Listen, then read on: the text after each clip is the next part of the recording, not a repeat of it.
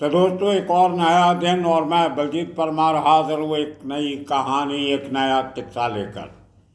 आज बात करेंगे एक बार फिर सिद्धू मूसेवाला केस के मेन एक्यूज लॉरेंस बिश्नोई की मुश्किलें बढ़ती हुई नजर आ रही हैं। दो बड़ी खबरें इसके साथ जुड़ी हुई आपको बताएंगे। पहली बड़ी खबर जो आज हुई है, कुछ घंटे पहले, Punjab and Haryana high court ने पंजाब सरकार और पंजाब पुलिस को 3 हफ्ते का समय दिया है ये रिपोर्ट फाइल करने के लिए कि लॉरेंस बिश्नोई ने पंजाब की एक जेल में बैठकर नेशनल मीडिया को टेलीवाइज्ड इंटरव्यू कैसे दी। सबसे बड़ा सवाल। और ये इंटरव्यू आज से 7 महीने पहले चली थी। हाई कोर्ट के हुक्मों के बाद 7 महीने तक पंजाब सरकार ने इसकी कोई इंक्वायरी नहीं की और हाई कोर्ट को कोई इतला नहीं दी।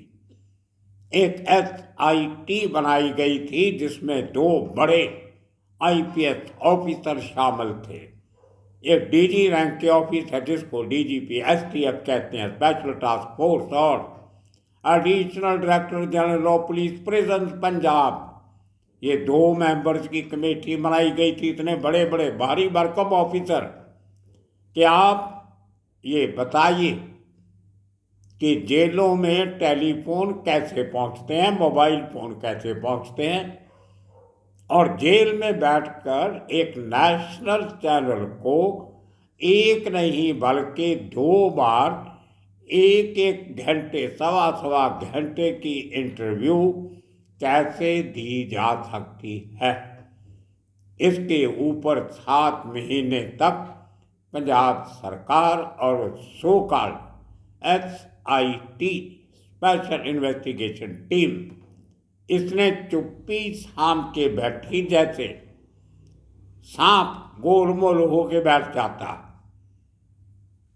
उस तरीके से कुंडली मार के बैठ जाता। सरकार बैठी रही। और दूसरी बड़ी खबर इसके साथ जुड़ी हुई, आजकल लॉरेंस बिश्नोई गुजरात के अहमदाबाद शहर की सेंट्रल जेल साबरमती में बंद है। और आपको शायद बहुत लोगों को मालूम नहीं होगा कि पिछले कुछ समय से केंद्रीय गृह मंत्रालय के एक हुक्म के मुताबिक लॉरेंस बिश्नोई को अगले ऑर्डर्स तक उस जेल से बाहर नहीं निकाला जा सकता। ये बहुत बड़ी पाबंदी है, बहुत कम लोगों पे लगती है। क्यों लगी उसका कारण हम आपको बताते हैं, जो किसी मीडिया ने नहीं बताया। होता क्या, एक बड़ा मुजरम जिसके ऊपर बहुत सारे केस चल रहे होते हैं, जैसे लॉरेंस बिश्नोई के ऊपर 55 केस चल रहे हैं, जिसमें से जो कुछ 22 केसेस ऐसे हैं जो कुछ रीसेंट हैं, अभी उनमें चार्जशीट वगैरह फाइल नहीं हुई, या जिसमें उसको एज अ को कंपैरेटर किस्म का एक्यूज रखा गया है। लेकिन 33 तो ऐसे केसेस हैं जिसमें उसकी डायरेक्ट इन्वॉल्वमेंट है। तो टोटल 55 केसेस लॉरेंस बिश्नोई के अगेंस्ट रजिस्टर हो चुके हैं पंजाब, हरियाणा, चंडीगढ़, उत्तर प्रदेश, दिल्ली, राजस्थान, मध्य प्रदेश और मुंबई। इन सब राज्यों के केस मिला के, और गुजरात, इन सब राज्यों में 55 केसेस हैं। अब होता क्या है, एक मोडस ऑपरेंडी बड़े क्रिमिनल की क्या होती है कि एक केस में वो आदमी बठिंडा जेल में है, उसके बाद अपना असर रूप चला के वो दिल्ली पुलिस को अपने वकील के थ्रू अदालत में अर्जी दे के ये हदायत दिलवा देता है कि इस एक्यूज को हमारी कचहरी दिल्ली में पेश किया जाए। तो पंजाब से एक बारात निकलती है लेके उसको, पुलिस वालों की, और उसको दिल्ली ले जाती है। जब दिल्ली वाले आके उसको ले जाते हैं, 8-8, 10-10 गाड़ियाँ, बख्तरबंद गाड़ियाँ, बुलेट प्रूफ गाड़ियाँ, आगे गार्ड पीछे गार्ड, और उसको एक VIP की तरह एक जगह से दूसरी जगह लेके जाया जाता है। और मज़ेदार बात तो पंजाब में हुई थी, एक बार उसको कुछ महीने के अंदर अंदर 13 डिफरेंट जगह पे पेश कर दिया गया, जिसका नाम हमने रखा था उसकी रिमांड यात्रा। जैसे लोग कोई तीर्थ यात्रा करने जाते हैं, 4 धाम यात्रा, वो बहुत पवित्र यात्रा होती है, लेकिन यहाँ पे एक शख्स की रिमांड यात्रा करवाई जा रही। बठिंडा में एक केस, बठिंडा से निकला। मानसा में केस, मानसा से निकला। मुक्तसर में केस, मुक्तसर से निकला। फिरोजपुर, फिरोजपुर से निकला अमृतसर, अमृतसर से निकला जलंधर, जलंधर से निकला नवांशहर, नवांशहर से लुधियाना, लुधियाना से रोपड़, रोपड़ से Chandigarh, so on so on.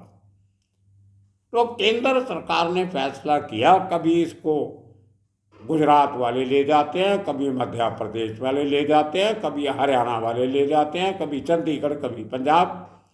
तो इस तरीके से तो केस खत्म हो गई नहीं कभी, क्योंकि जिस दिन उसकी तारीख पंजाब की एक कोर्ट में लगी होती है, उसके 2 दिन के बाद की तारीख उसकी जयपुर कोर्ट में होती है। तो आने जाने में समय लगता है, सिक्योरिटी बंदोबस्त करने में, कोर्ट के ऑर्डर लेने में समय नष्ट होता। उस कोर्ट में तारीख पे वो जा नहीं सकता लॉजिस्टिक की वजह से, तो उस कोर्ट में अगली तारीख मिल जाती है 1.5-2-3 महीने की। तो इस तरीके से शातिर क्रिमिनल ये अपने तरीके से मैनेज करते हैं कि वो घूमते फिरते रहें और ट्रायल किसी केस में पूरी नहीं हो और उनको सज़ा जल्दी नहीं हो। दे डिले दैट, इसको कहते हैं ट्रायल डिलेइंग टैक्टिक्स। ये इनका एक वर्तारा बन जाता। कहीं कोई केस पूरा होगा नहीं, इनको सज़ा होगी नहीं, फिर अभी 6-7 साल उनको अंदर हो गए, 2-3 साल और हो जाएंगे, फिर अचानक किसी बड़ी अदालत में अपील करेंगे, देखो जी मेरे साथ तो बहुत बेइंसाफ़ी हो गई है, 10 साल हो गए, मुझे किसी भी केस में सज़ा नहीं हुई, मुझे पुलिस ने गलत केस बनाए थे, मुझे अभी छोड़ दिया जाए, एक में बेल, दूसरे में बेल, तीसरे में बेल, और बाहर आ जाए। फिर इलेक्शन लड़ेंगे MLA की, MP की, राजनेता बन जाएंगे, और हो सकता मंत्री भी बन जाए, क्योंकि सज़ा तो हुई ही नहीं। जितने मर्जी मर्डर कर लो आप, जितने मर्जी मर्डर करवा लो, सज़ा नहीं हुई तो आप इलेक्शन लड़ सकते हो। ये एक बड़ी सोची समझी लंबी क्रिमिनल कॉन्स्पिरेसी होती, और वो हो रही थी। लेकिन सेंट्रल सरकार ने, गृह मंत्रालय ने इनकी इस चाल को रोकने के लिए पाबंदी लगा दी under section 268 of CRPC, 268 within brackets 1। उसमें ये होता है कि जिस क्रिमिनल के खिलाफ ये ऑर्डर पास किया जाता है, उसको एक डेजिग्नेटेड जेल, जहाँ पे वो उस समय रह रहा होता है, जब ये ऑर्डर पास होता है, तो उस जेल से किसी भी हालत में बाहर नहीं निकाला जा सकता। जैसे कि लॉरेंस बिश्नोई आजकल साबरमती जेल, अहमदाबाद, गुजरात में। अब कहीं भी उसकी पेशी हो, उसको वहाँ लेके नहीं जाया जाएगा। क्यों? अगर लेके जाएंगे तो डिले होगा, सरकार का खर्चा, इतनी गाड़ियाँ, पुलिस बंदोबस्त, गार्ड, एस्कॉर्ट नहीं। अब उसकी पूरी केसेस की कार्रवाई थ्रू वीडियो कॉन्फ्रेंसिंग होगी। हर सेंट्रल जेल में वीडियो कॉन्फ्रेंसिंग रूम होता है, फैसिलिटी होती है, जहाँ से बैठ के उनको थ्रू वीडियो कॉन्फ्रेंसिंग कोर्ट में पेश किया जा सकता। बहुत अच्छा कदम है। अब क्या होगा? अगर फॉर एग्ज़ाम्पल 1 जनवरी को उसकी तारीख पंजाब के शहर कपूरथला में है, अब कोर्ट की कार्रवाई शुरू होगी तो वहाँ से सीधा कनेक्शन साबरमती मनाया जाएगा और लॉरेंस बिश्नोई से जज साहबान अपने सवाल जवाब करेंगे, उसकी उस पेशी में हाजिरी लग जाएगी, केस आगे बढ़ेगा और उसकी ट्रायल कंप्लीट होगी। उसी तरह अगर 2 तारीख को उसकी पेशी हरियाणा के सोनीपत शहर में है तो उसको वीडियो कॉन्फ्रेंस के ज़रिए सोनीपत की कोर्ट में उसकी पेशी करवा दी जाएगी। तो इस तरीके से अगर तीसरा केस उसका दिल्ली की पटियाला हाउस कोर्ट में है तो वहाँ पे उसकी साबरमती जेल से वीडियो कॉन्फ्रेंस के ज़रिए उसकी पेशी हो जाएगी। तो उसके वकील ये नहीं कह सकेंगे कि आज हमारा मुवक्किल हाज़िर नहीं हो सकता, वो बीमार है, उसको ना तो पुलिस बहाना लगा सकती है कि जो हमारे पास पर्याप्त फोर्स नहीं थी, आदमी नहीं थे, गाड़ियाँ नहीं थी, समय नहीं था, इसलिए हम ला नहीं सके, तो अगली तारीख दे दीजिए। तो ये तारीखों का झंझट खत्म हो जाएगा। अब 1 महीने में वो कम से कम 20-25 तारीख भुगत सकता है और एक दिन में 2 भी हो सकती है। अगर कहीं 1 तारीख उसकी जयपुर की कोर्ट में है तो जज साहबान को रिक्वेस्ट की जा सकती है कि सुबह आप 12 बजे के 1 बजे के पहले पहले इसकी वीडियो कॉन्फ्रेंस कर लीजिए, क्योंकि 3 बजे जोधपुर की जेल से इसकी कॉन्फ्रेंस करवानी है। तो एक दिन में 2 कोर्ट में भी उसकी पेशी करवाई जा सकती है। ये बहुत अच्छा कदम है केंद्र सरकार का। अब जो लॉरेंस बिश्नोई सोच के बैठा था कि इतने केस अपने ऊपर बनवा लो, एक जगह से दूसरी जगह, एक जगह से दूसरी जेल, तीसरी जेल, चौथी जेल, तो कभी केस तो खत्म होगा ही नहीं। 10-15 साल निकल जाएंगे, तब तक तो मैं बरी हो जाऊंगा, गवाह मर जाएंगे, लोगों का इंटरेस्ट खत्म हो जाएगा और मैं आराम से शान शौकत से बाहर आ जाऊंगा। लेकिन अब केंद्र ने लगा दिया अंकुश। अब देखिए दूसरा बड़ा पॉइंट आ जाता है। पंजाब हरियाणा हाई कोर्ट ने आज अचानक सुओ मोटो अपने लेवल पे एक का PIL रजिस्टर कर ली। 93 उसका नंबर है, 93 ऑफ 2023। सुओ मोटो अपने लेवल पे हुआ ऐसे कि इसी साल जब 14 मार्च को और 17 मार्च को लॉरेंस बिश्नोई की 2 इंटरव्यूज एक सो कॉल्ड नेशनल चैनल पे दिखाई जाती, उनमें पूरी रिपोर्टिंग जो थी, जो सवाल जवाब उस रिपोर्टर के साथ थे, उनमें से 2-3 बातों को लेके एक PIL फाइल की जाती है, public interest litigation by a concern citizen, जो हाई कोर्ट में लगाई जाती है। 27 मार्च मतलब 17 तारीख, 14 मार्च को पहला इंटरव्यू आता है, 17 मार्च को दूसरा आता है, उसके बाद वो आदमी फाइल करता है।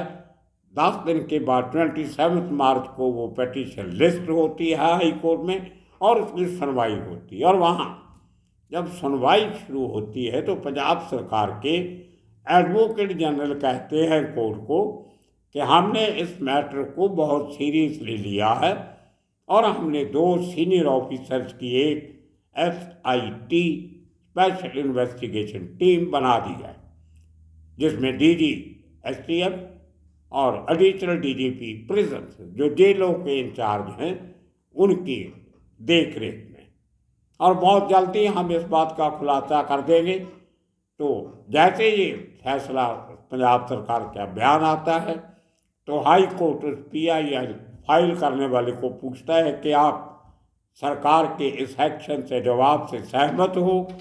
वो कहते हैं ठीक है जी, मैं तो यही चाहता था कि जो सच्चाई सामने आनी चाहिए, कौन सी जो जेल में इंटरव्यू हुई, कैसे हुई, किन हालातों में हुई, वो मोबाइल फ़ोन उसके पास कैसे पहुंचा, वीडियो फैसिलिटी कैसे पहुंची।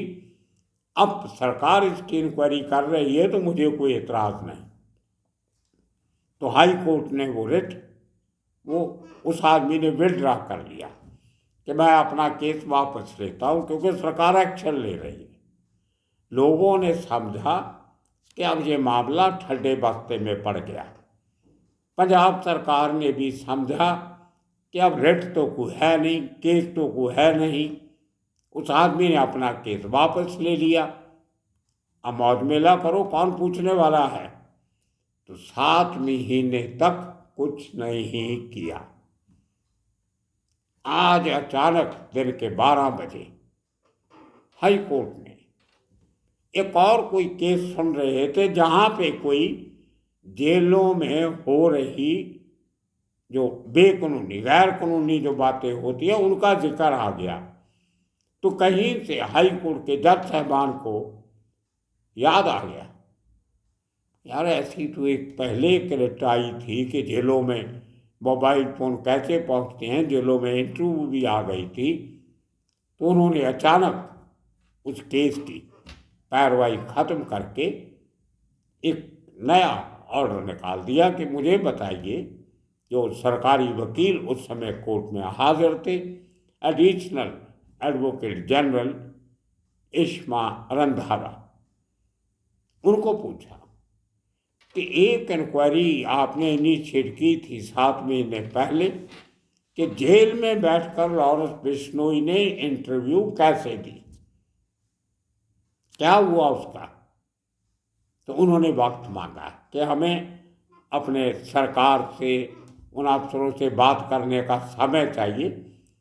नॉर्मली क्या होता है, जब इस किस्म के केसेस में वकील, सरकारी वकील समय मांगते हैं तो 2-4 दिन, 5-7 दिन का समय मिल जाता है। लेकिन यहाँ पर हाई कोर्ट की सिंगल बेंच के जज साहब ने तो 2 घंटे का समय दिया। बोलते अभी लंच टाइम हो जाएगा थोड़ी देर में, और उतनी देर में आप सरकार से बात कीजिए। और 2 बजे, 12 बजे ये बात शुरू होती है और कहा गया कि 2 बजे हमें बताइए कि सरकार ने क्या किया। अब भगदड़ मच गई पूरी पंजाब सरकार के सेक्रेटेरिएट में, एडवोकेट जनरल के ऑफिस में। और लंच के बाद जब कोर्ट फिर बैठती है तो 2 बजे सरकारी वकील, एडिशनल एडवोकेट जनरल, वो थोड़ा प्यार से माफ़ी मांगते हैं कि हमें ये बहुत सीरियस मामला है, डिले हुआ, हमें प्लीज़ वक्त दे दीजिए, हम इसकी तह तक जाना चाहते हैं। क्योंकि आपने जो हमसे सवाल पूछे हैं, वो सवाल क्या थे मैं आपको बता देता हूँ। जो जिसका बहाना उन्होंने लगाया कि इन सवालों का जवाब ढूंढने के लिए हमें वक्त चाहिए। सवाल ये था, जज साहब ने सबसे पहला सवाल किया, जो सवाल उस ओरिजिनल PIL में था, पब्लिक इंटरेस्ट लिटिगेशन में था, जो 27 मार्च को इसी साल फाइल की गई थी। पहला सवाल था कि जो जेलों के चार दीवारी जो दीवार होती है बाहर की, उसके ऊपर वॉच टावर बने होते हैं। तो वॉच टावर पे आर्म्ड सेंट्री पोस्टेड होते हैं, जिनके पास हथियार होते हैं, सर्च लाइट लगी होती है, जिनकी रोशनी जेल के बाहर भी जाती है, जेल के अंदर भी आती है रात को। दिन में तो नेचुरल लाइट होती है। वो इसलिए होती है कि जेल के बाहर से कोई आदमी या कोई मटेरियल या कोई चीज़ अंदर नहीं आ जाए और अंदर से कुछ बाहर नहीं जाए। तो वॉच टावर जेल की उन दीवारों पे, ऊंची दीवारों पे खड़े होके उसको निगाह रखते। तो हाई कोर्ट ने पूछा कि जो वॉच टावर को कंट्रोल करने वाले, पहरा देने वाले सिपाही किस किस्म से काम करते हैं कि उनको ये पता नहीं लगता कि जेल की दीवारों के ऊपर से अंदर क्या सामान फेंका जाता है। अब ये सवाल क्यों पूछा जज साहब ने, ये बहुत इंटरेस्टिंग बात है। अगर आपने वो लॉरेंस बिश्नोई की इंटरव्यू सुनी हो, जो बहुत लोगों ने सुनी है, उसमें वो रिपोर्टर जो है वो एक सवाल पूछता है कि लॉरेंस भाई ये बताइए कि आपके पास मोबाइल फोन आ कहाँ से जाता है।